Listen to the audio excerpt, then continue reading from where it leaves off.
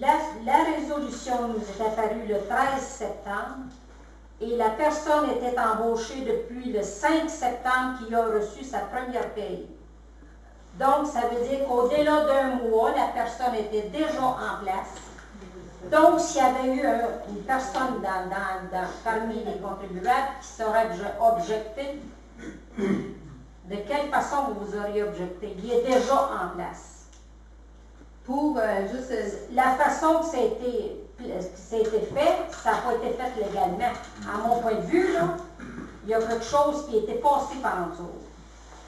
C'est une chose que j'aime à mettre au point. Juste pour clarifier la situation, le cas que Mme Dallaire parle, c'est l'embauche de M. C'est Guy Godin qui s'appelle? Oui. Le frère à M. Guy Godin avait été engagé comme employé temporaire saisonnier pour cet été comme ouvrier municipal.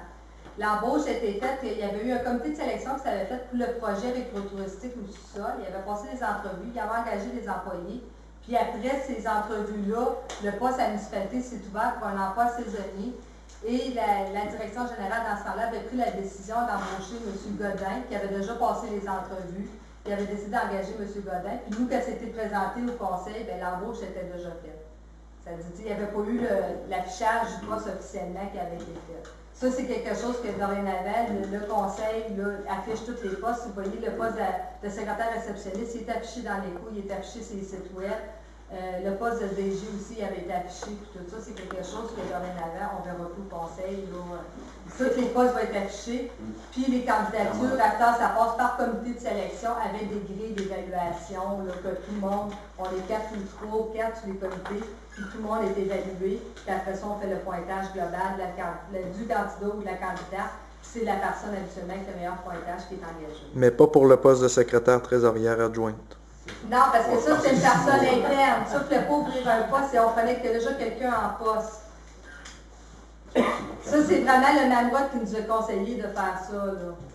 Et je vais vous apporter, est-ce que je peux vous apporter un autre point aussi que j'ai constaté? Les irrégularités.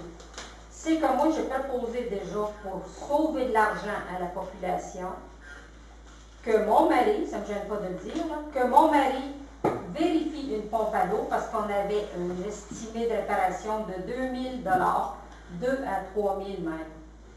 J'ai proposé qu'il y ait une vérification pour voir si réellement on avait à mettre autant d'argent que ça sur la pompe. On m'a refusé, on a dit que tu es en conflit d'intérêts.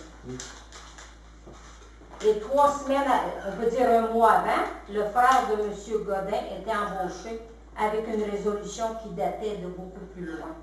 Bien, une résolution comme qu'on a fait à soi pour ma vie. Si ce n'est pas de l'injustice, je me demande ce que c'est. Pour venir là-dessus. Et si c'est de la transparence, Un je me beau demande de mon frère, je suis arrivé ici, puis c'est Sermon qui m'a dit, ton frère, lui, a commencé à travailler dans la municipalité. Je n'étais même pas au courant que c'est ça, pour cette situation-là, je vais expliquer, c'est une décision qui a été prise interne par l'ancienne direction générale qui était en poste. C'est arrivé sur la table du conseil, la personne était déjà sur le terrain, elle travaillait déjà. Là, c'est pour ça qu'à ce temps, toutes les offres sont toutes faites publiquement, ils vont être affichés soit dans le Petit Bosco, soit dans les cours, ils vont être sur le site du club, du centre local d'emploi. Toute poste va être affichée pour que tout le monde puisse poser sa candidature.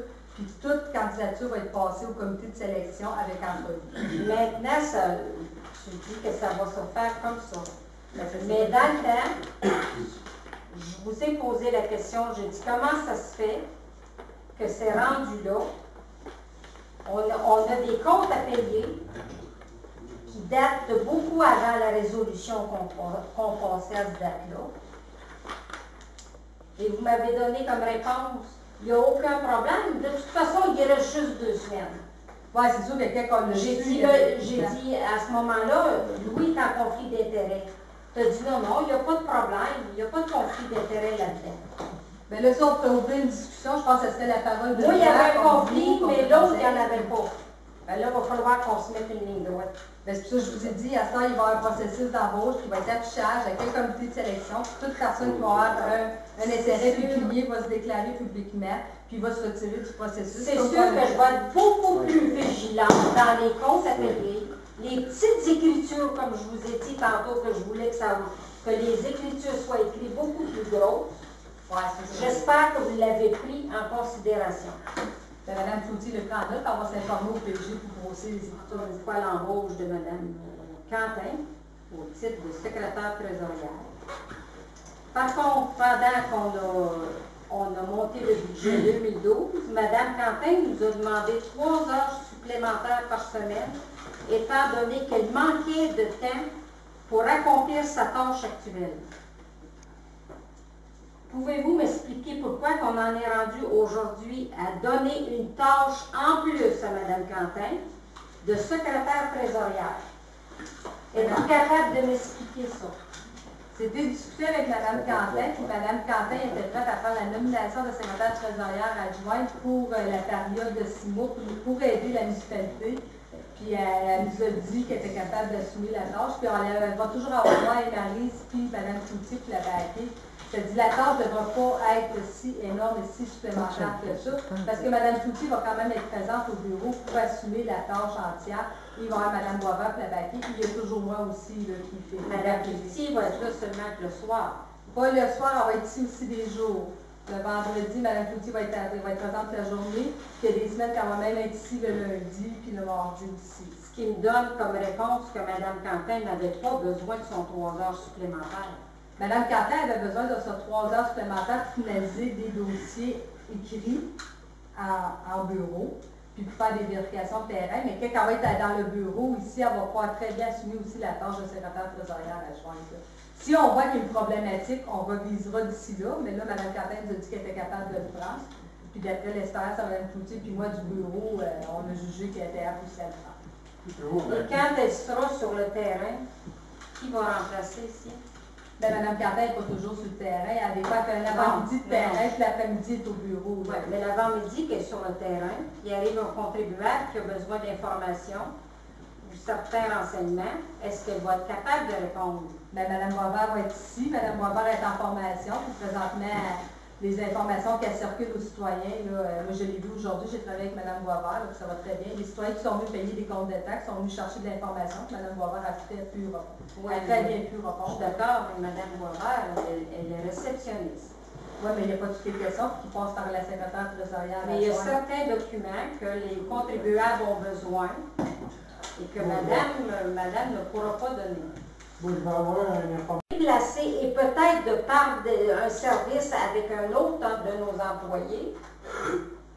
Bien ça, c'est votre opinion personnelle. Je pense que le conseil a voté majoritairement sur ça. Nous, on ne pense pas qu'on va avoir un bris de service aux citoyens. On pense que le service va être encore là aux citoyens.